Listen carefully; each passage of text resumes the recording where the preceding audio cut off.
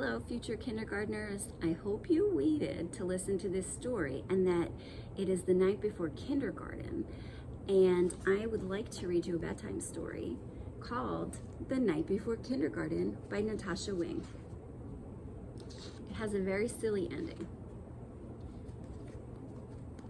'Twas the night before kindergarten, and as they prepared, kids were excited and a little bit scared. They tossed and they turned about in their beds while visions of school supplies danced in their heads. Erasers and crayons and pencils galore were stuffed in their backpacks and set by the door. Outfits were hung in the closets with care, knowing that kindergarten soon would be there. In the morning it came, school starts today. Would their teacher be nice? Would they still get to play? Faces were washed and teeth were brushed white. Kids posed for pictures with eyes sparkling bright.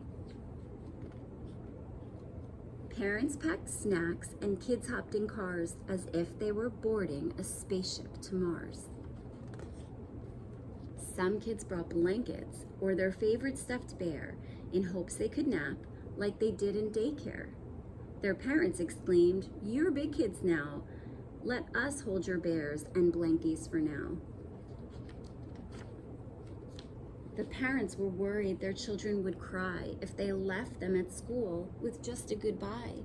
So they told their darlings, "If you want, we can stay and make sure that everything will be A-okay."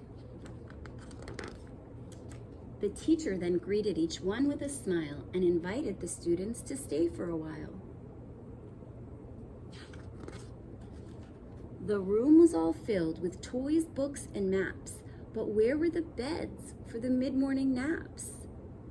Can I tell you a secret? We do not have time for naps here. We're gonna be having so much fun. They colored and painted and played Simon Says, then tumbled and skipped and stood on their heads. They sang silly songs from beginning to end. Within just a minute, each kid had a friend. The children were happy. They loved Miss Sunrise. It was she who was in for a giant surprise. When what to her wondering eyes should appear? But sad mom and dads who were holding back tears. Their noses so sniffly, their eyes red and wet. This was the saddest goodbye Miss Sunrise had seen yet.